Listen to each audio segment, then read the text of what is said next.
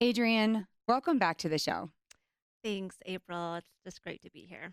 We're going to talk about some heavy things, huh? We are. And you trust me. I do trust you. This is the first time you've talked about it. This is the first time I have ever talked about this piece of my story in public. Yes. I just feel so, the only word I can say is honored. I really, really do that you would trust us and that you would come on and answer these hard questions. You're a writer, you're an adoption advocate, and I want to tell you that I have a wonderful social media director. She's amazing. She does all of our clips and she's always on Instagram and she's helping promote Adoption Now.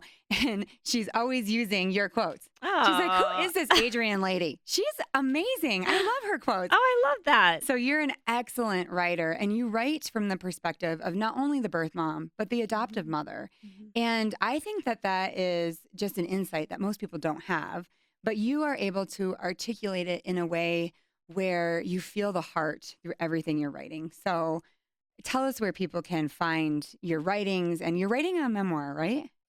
I am finalizing my first memoir, and so it should be ready this spring. But any updates on that will be at adrianccollins.com, and I'm super excited about it. But yes, I love to write about the perspective of being a birth mom, adoptive mom, and what it means to be a readoptive mom. It's just, I do want to write from all different perspectives of what I have experienced and what I've learned. You have become a great friend to me because you and I sit and we talk about everything, the good and the bad. And when you're out there promoting adoption or talking about adoption, you can get some negative feedback. And that can be really shocking to me. It's shocking. I'm like, what? These kids are happy and I love their birth family and they have amazing stories. But there is a lot of pain that surrounds adoption. And you address that really well because you're also a birth parent. Talk to us a little bit about that. Well, my story as a birth parent began when I was a junior in college, and Jack and I had become pregnant, and he was at a different college than I was at the time, and so it really was a very lonely period for me in a Christian school and having to make a decision of what is the best for my child. When I was going through that, I didn't have a big support system. I just kept it to myself, and I remember just not knowing what I was going to do, where I was going to go, how it was going to end. And so there was this time, I would think I was sitting in this chapel service and I fainted. I was about 3 months pregnant, maybe a little bit farther along. And someone brought me to the nurse. And I had talked about this before, but the nurse there, I remember her saying to me, "You are not meant to be a baby factory. I'm going to schedule an abortion for you." And that was the only piece of information or only influence I had at that time. I hadn't told my parents, hadn't told anybody else. So I just kind of went into this mode of she's right. I'm going to have to make this choice and I'm going to uphold my Christian reputation. I'm going to uphold my leadership positions. No one's going to know. I'm going to keep moving forward and I'm going to go through with this. And so I found myself driving to an abortion clinic and walking inside and laying on that table waiting for that procedure. And there was a moment there where I thought I was ready. I thought I could do it. And they brought in an ultrasound just to kind of see how far along I was. And it always been explained to me that it was just a tissue. There was nothing there but a tissue.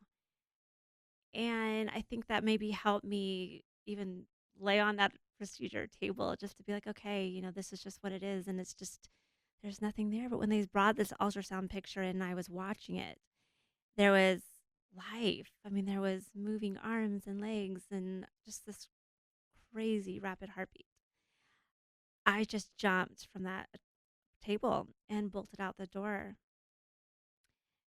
And that moment, I didn't really have a plan B, Mhm. but I knew I had to choose life because there was a time years earlier when I had made a very different choice. So you did not share that on our first podcast, but the reason why we reconnected is I have a very dear friend and we were missionaries together and we are very close.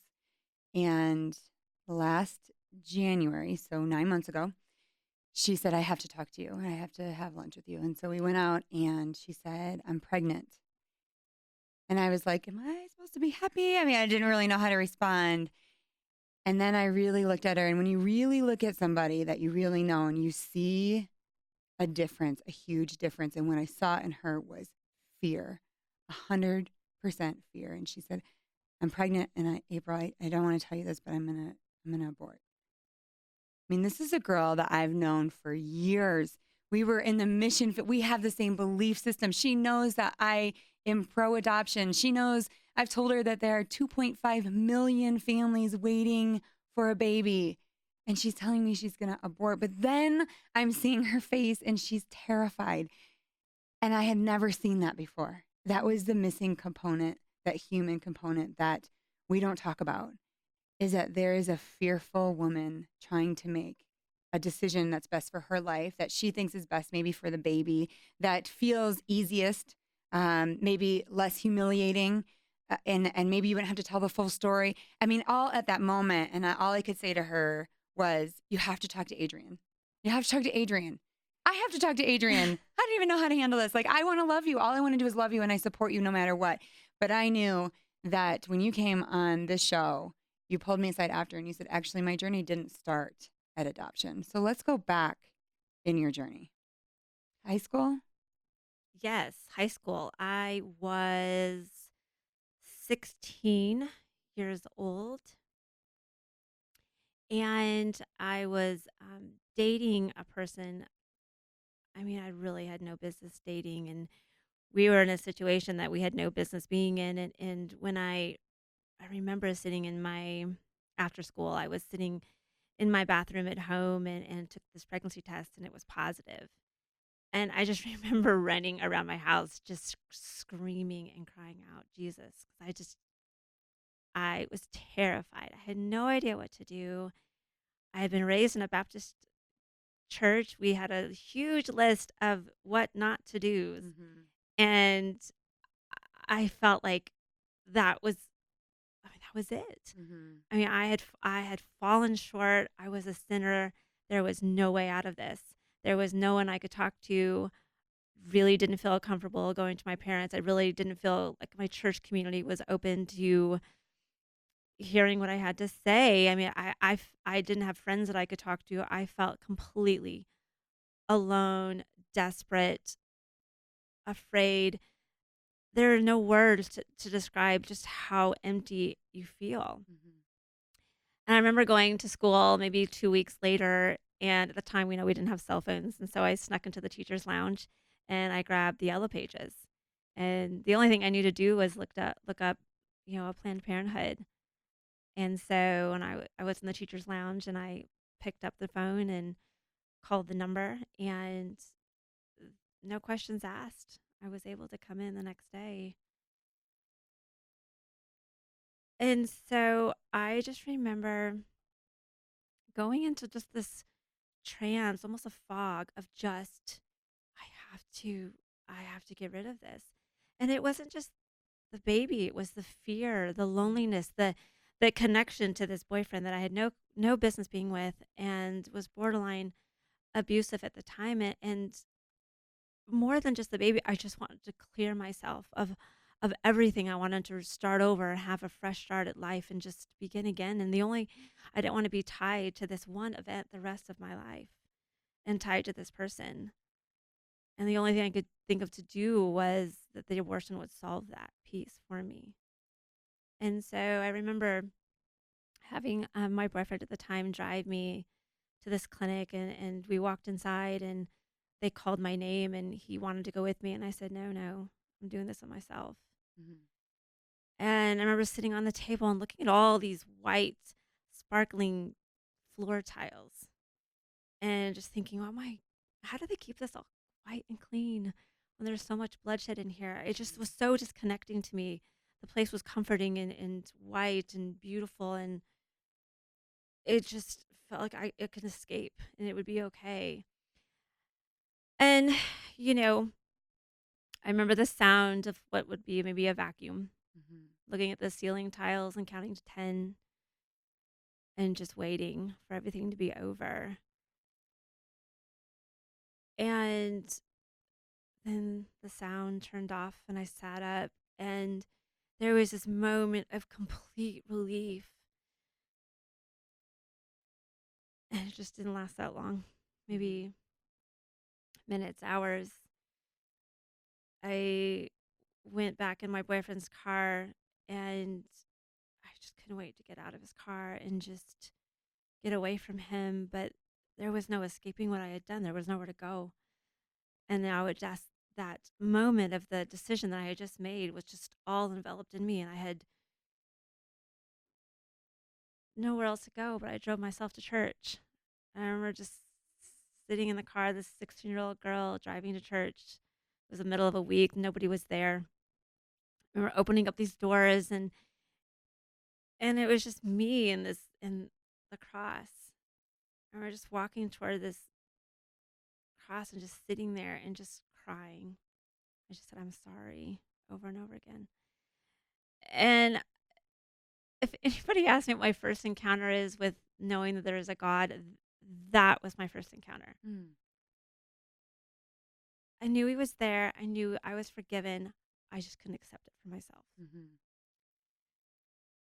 And the only thing I could think of to do was just find some kind of normalcy. Mhm. And so I went back home, put on my cheerleading outfit, still bleeding, cramping, feeling awful, and I went to cheerleading practice. And there was this maneuver we were all trying to do, and I was the little one. They were always trying to have to do jumps, and I fell smack on my head in the middle of this floor. I remember just curling up in a ball and just sobbing. And it was that moment that I was like, I'm never gonna be back to normal. Mhm. Cheerleading practice, whatever it is, I there is no new normal. It's Mhm. just I'm stuck with this. Did your parents notice a difference? No, not at first. They had no idea that I had gone through that. I kept it hidden, secret from everybody. They did, however, maybe about 2 or 3 weeks later, discover some medication I had in my back pocket. I don't know what it was at the time. It probably was an anti-clotting um, medication of something, but they had discovered it. My mom had invited me to go to IHOP for breakfast, and she never invites me to go to breakfast. So it was I was surprised. I didn't know what I was getting in for, but I remember her sitting across from her having pancakes, and she brought out the medication and put it on the table across from me. And I knew at that point I was caught. But the only thing she said was, I just didn't know you were sexually active. There was no, I'm so sorry for what you had to go through. I'm so sorry. What can I do to help? It was just, I didn't know you had made that choice on your own. And that was it. There was no other conversation. Everything was swept under the rug. No one's asked me about it since. I just felt again that was just something I was supposed to keep stuffed inside. Mhm. So there was no follow up with my parents or anybody. Um, the boyfriend at the time, I ended up became so abusive that I ended up having to get a restraining order against him and sat in a courtroom by myself testifying against him. I mean, the burdens that I started carrying and keeping inside were Mhm. really destructive. I mean, I just felt lost. I felt like I had nowhere to go, nowhere to say, nothing to say other than I'm going to have to earn back my favor with God. Mhm. And to do that, I'm going to be the best Christian possible, Mhm. which is also a big fat lie. Mhm. But that's what I told myself. And then I wouldn't tell a doctor, wouldn't tell anybody what I had done or gone through or any of that. But that guilt and shame just stayed with me for years that followed. And it wasn't until I got pregnant again where that all came up. And when I found myself once again in an abortion clinic, like, how did I do this a second time? Mhm. I mean, what does that say? Oh, have I learned anything? You know, what what am I here for? And but no one showed me that I was carrying anything more than a tissue, and it just Mm-hmm. didn't even register to me that I could make a different choice and do something different. Mm-hmm. And so that second time around, when I ended up choosing adoption and giving life, I mean, that carrying a child for 9 months and then having to say goodbye is extremely traumatic. Mm. But the reward for carrying my baby to term is far greater Really? than what I experienced with an abortion. Talk to me about that. I mean, there's a sense of hope that comes along with that. I mean, there's a sense of peace that I think that made it almost gave me ability to say, I've done my part. I gave this child a chance. Mm. And even though I'm not ready to take care of her now, I know somebody else can. Mm-hmm. And that was so freeing that and it's just, and probably jumping ahead, it fascinates me when people say to me, how could you carry a baby and just give him up? I could never do that. And I'm thinking, oh my gosh, do you have any idea what I went through before to be able to make that decision Mm-hmm. and live with myself after that? Right. You have no idea. Well, in adoption, you changed three people's lives, right? You gave life, but then there's this couple that couldn't have children, and you've changed their lives, And so, in that sense, the people on the outside will say, but for you, didn't it make you feel, like you said, proud that it was painful? Don't get me wrong, because there's not an Sure. easy answer. There No, really there's isn't. not. There's There's three not. choices, and all of them are hard, right? You can have an abortion, adoption, or you can parent, and all three are challenging. Exactly. But in the choice of adoption, it's like you're kind of the hero in the story. I mean, do you feel that way? I feel that way as an adoptive mom. As a birth parent, it's no, I did not feel like a hero. It's an interesting, I mean, even looking back, it was just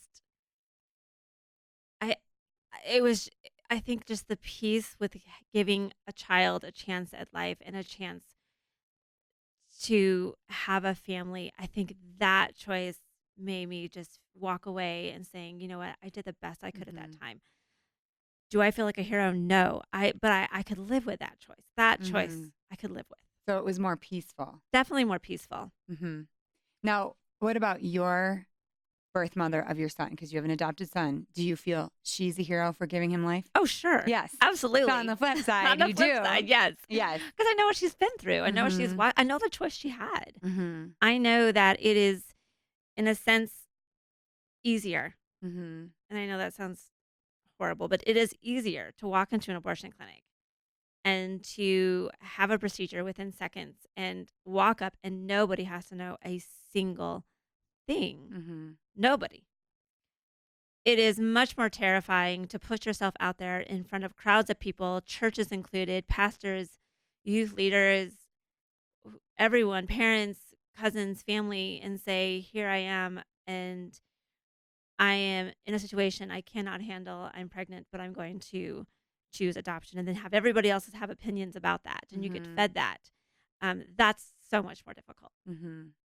So there's a sense where abortion seems easier. Mhm.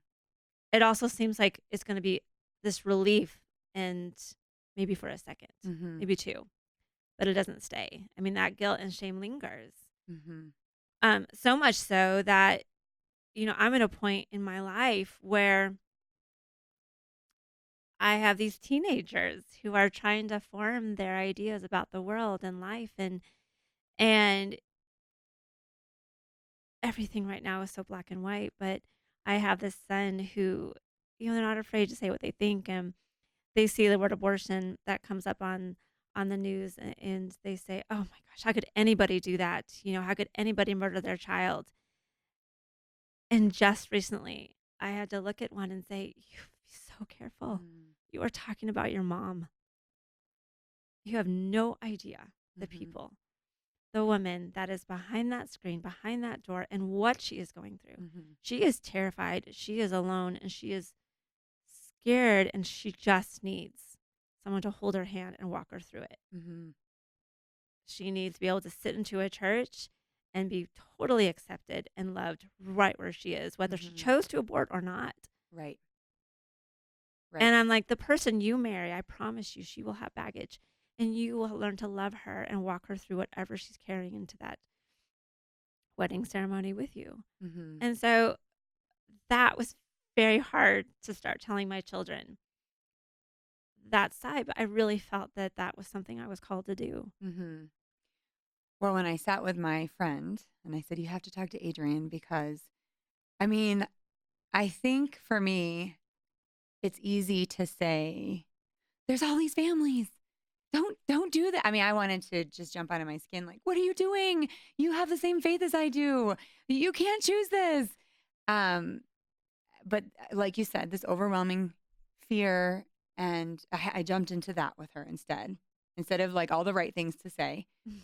Because all the right things to say at the wrong time can be completely devastating. Sure. So I said nothing. I just said, I want you to talk to Adrian. She's this mother who has had an abortion. She has placed a child up for adoption and she has parented. And she knows all three. And she can tell you the pain with all three of them. And so that you can make a decision, not out of fear. Make a decision that's best for you. And of course, I want to be like, abortion's not the best, right? Because I'm so passionate about giving babies life and they're a gift. And you know what I'm so confused about is like there are these families that are infertile. They cannot have children, right? And they're like crying and they want to have this baby. And then there's these mothers that are pregnant and then they're aborting. And it's like, this doesn't make sense. Why is this happening? And why can't these families have children? And there's all these things going on in my head. And all I could do was love her. And I said, I just love you. Please talk to her. And she said, well, what do you think? Let's say I don't talk to her. What do you think she would say?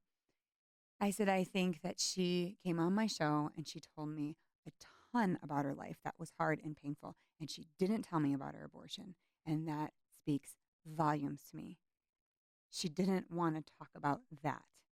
The other stuff was hard and she talked about it, but she didn't want to talk about that. That tells me that it's so painful to a woman to choose to end a life. And even though they do choose it and there's healing for them and there's forgiveness, that pain stays with them. I know that when we adopted our daughter Lily, we had a family member with us, and I did not know this, but in the midst of in the room of adopting her, the birth parents are there. She says to them, and she can barely choke out, "Thank you for giving this baby life." Mm. And they're like, "Oh, you're welcome." And she said, "Because I wasn't as brave as you, and I chose abortion." We didn't know this. She can't even choke out the words. I mean, this woman is like in her 60s. This was years ago, and she can't spit it out. And she's thanking them. I didn't have the guts like you did, and you chose adoption, and now this baby's a part of our family. Thank you. But I realized then, oh my gosh, there's so much pain in abortion, and that's what we really, really need to talk about because there's a scared woman behind that abortion screaming, "You're killing your baby." I mean, is that really helpful? I mean, those times have passed and they aren't useful. They're not. They don't breed any life. I mean, No. screaming, picketing, and all that stuff. What we need to say is like, what was it like? And tell me the difference between all of them. And that's what she needed. Mm. She just gave birth. Yeah. Oh, 2 weeks I love ago, that. she That's had a baby boy. beautiful. She chose to parent. She yelled at me the entire 9 months. I'm like, I was going to support you no matter what you chose because that's the kind of friend I want to be. I don't want to be somebody that's like, oh, I don't want to add to your pain or to your shame. Mhm. I, I'm not in your shoes. I don't know what that feels like, but I want to be there for you. And that's what we just need to do and like you said, you were so afraid to tell people. We need to get rid of that shame and we need to really talk about what is it like to leave in the days after and the years after an abortion and what's it like after an adoption. And here's the deal with your story. You placed and it was hard, but your daughter is back with you. Mhm. You have this child that you have a relationship with, and that is so life-giving. I mean, absolutely. There is nothing that is more beautiful than being able to have your own child, your daughter come back into your arms and just say, thank you for giving me life. I mean, she has said to me many times, thank you for giving me life. And I mean, that is just priceless. It is so beautiful. And I will never have the opportunity to say that to the child that I didn't choose to give life. Mm-hmm. And, sometimes I think about that. uh, Will I be able to see, that child in heaven and Mm-hmm. say, I'm sorry? Mm-hmm. I don't know. I don't know what that looks like. But that pain will carry with me. But I will say the shame will not. Mm. And because once I understood that I had already been forgiven and that I had already rested in God's grace, that was the time for me to say, no more. We need to start holding the hand of another, walking them through the pain, walking them through choices, and just say, I will love you and I will be here for you no matter what. I will tell you both sides. I will tell you. But if the more we shut down and stuff in and refuse to speak about, I mean, that 6-year-old woman you talk about, that breaks my heart. Mm-hmm. That for 6 years, she feels like she can't speak of it. Mm-hmm. I mean, that's the thing is why are we got to go back to these sweet girls that are in that Mm-hmm. place and catch them in that time and where they are and say, I'm going to be here for you no matter what. It's such a important thing to talk about because as an adoptive mother, I need to educate myself so that I can reach out and so that I can be equipped with the right tools when I'm in that situation. I was not when I started. I think I would have looked at my friend and been like, suck it up. You know better. I mean, maybe not. I probably wouldn't have said that, but you know what I mean? I wouldn't have understood. Or when I talk to a birth mother, the story's really not about the birth mother, right? It's about us. No, no, I learned I want to adopt her story. I want to know who she is because I'm raising a part of her. And she's a woman who is in distress and I need to learn to love her, And so it's just important to me to recognize what's happening in the adoption community. I Mm-hmm. hate to use this word, but industry, right? We're a Mm-hmm. $14 Yes. billion industry, 2.5 million families waiting, and there's a lot going on.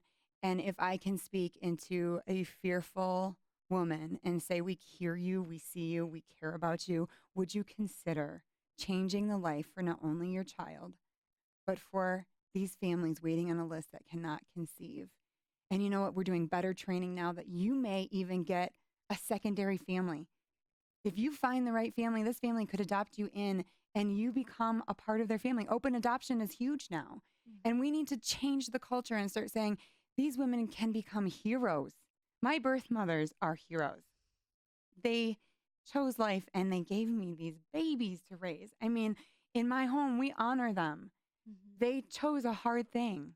And a lot of them, and a lot of our birth parent stories, have chosen adoption and abortion before, like you. And they have said the same thing to me, Adrian. They have said, adoption was hard, but better on my heart. I would never do an abortion again. I would just never do it. It was horrible. And afterwards, what I went through and the grief I experienced was horrible. And that's what I told my friend. I said, talk to Adrian. I Mm-hmm. want you to think about afterwards. I know you're afraid right now, but let's think about afterwards. I want to know what your advice would be if a woman came up to you and she said, I'm pregnant and I'm going in for an abortion. What would you say? Well, I think it's so powerful about what you just said about, I know you're afraid right now, but let's think about after. When you're in that moment, your judgment, and I will say my judgment, was completely clouded. Mm-hmm. There was no rational thought other than I have got to escape the situation that I'm in. I couldn't see anything beyond right at that moment. And Mm-hmm. so it's very hard to make a rational choice that is not fear driven in that moment. Mm-hmm.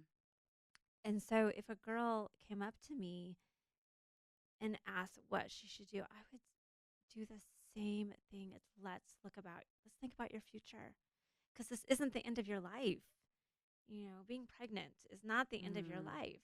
I mean, like you said, there are families waiting, but there are families waiting to take care of you Mm-hmm. and hold your heart through this process. Mm-hmm. I mean, that's what we're missing Right. is going to the source of and saying, not judging or condemning, and obviously picketing is a huge waste of time, but holding the hands of these girls and saying, I'm going to walk you through this and be here for every moment, not just set up in my church some recovery, you know, post adoption recovery. You're missing it.